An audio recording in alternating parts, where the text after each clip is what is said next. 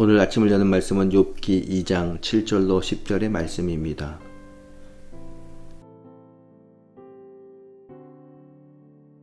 사단이 이에 여호와 앞에서 물러가서 욥을 쳐서 그의 발바닥에서 정수리까지 종기를 나게 한지라. 욥이 제 가운데 앉아서 질그릇 조각을 가져다가 몸을 긁고 있더니 그의 아내가 그에게 이르되 당신이 그래도 자기의 온전함을 굳게 지키느냐? 하나님을 욕하고 죽으라. 그가 이르되 그대의 말이 한 어리석은 여자의 말 같도다.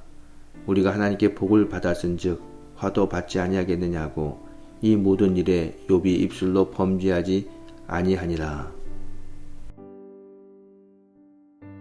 사랑하는 성도 여러분, 평생을 하나님을 경외하며 정직하게 살아온 사람에게 갑자기 병이 찾아온다든가 경제적인 어려움이 닥치면 우리는 하나님 왜 저에게 이런 어려운 일이 생기는 겁니까? 라고 하나님께 항의하듯 물어봅니다. 욥의 이야기도 이와 같은 질문에서 시작됩니다.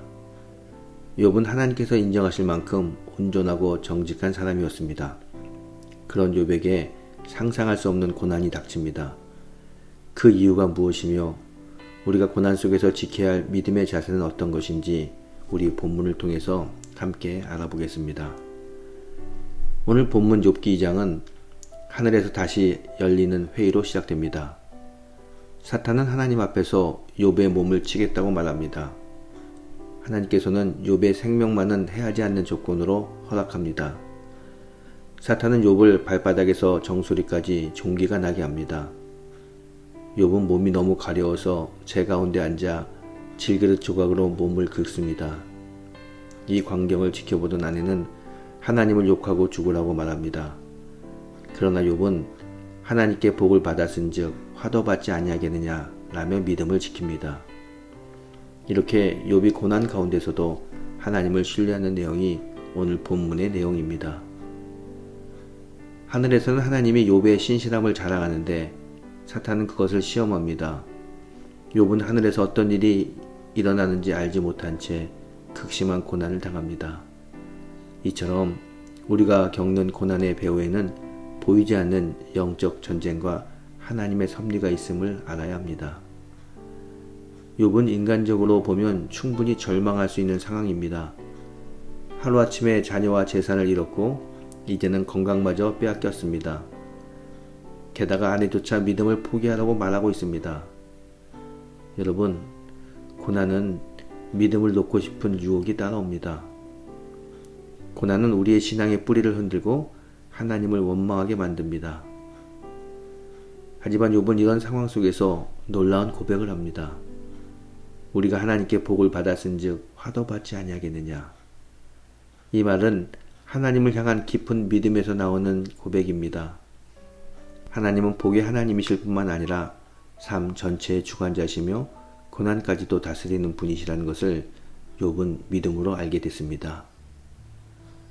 욥의 인내는 훗날 야고보서에서 믿음의 본보기로 언급됩니다. 그러나 우리에게는 욥보다 더 분명한 고난의 본이 있습니다. 바로 십자가에서 고난당하신 예수님이십니다.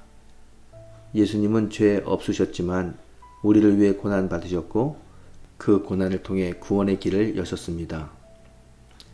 욥의 고난이 예수 그리스도의 고난을 예표한다면 우리의 고난도 하나님의 선하신 목적 안에 있다는 것을 십자가를 통해 깨달을 수 있어야 합니다. 그래서 믿음은 욥처럼 고난 가운데서도 하나님을 향한 믿음을 잃지 않는 겁니다. 그러려면 여러분, 날마다 말씀으로 마음을 새롭게 해야 합니다. 그리고 고난의 때에 기도하셔야 합니다. 끝까지 하나님께 대한 신뢰를 저버리지 않았던 욥은 훗날 회복의 은혜를 받게 됩니다. 그의 믿음은 시험을 통과했고 그 결과는 더 깊어진 하나님과의 관계였습니다. 사랑하는 성도 여러분, 지금 여러분의 삶이 이해할 수 없는 고난 가운데 있다 하더라도 하나님은 그 고난의 순간에 여러분을 붙들고 계심을 믿으시기 바랍니다. 오늘 본문을 통해 우리에게 주시는 하나님의 음성은 고난이 와도 나를 신뢰하라. 나는 너를 지키는 하나님이다. 라는 말씀입니다. 사랑하는 성도 여러분, 욥처럼 고난 가운데서도 믿음을 지키는 사람이 되시기를 이 아침 주님의 이름으로 축원합니다.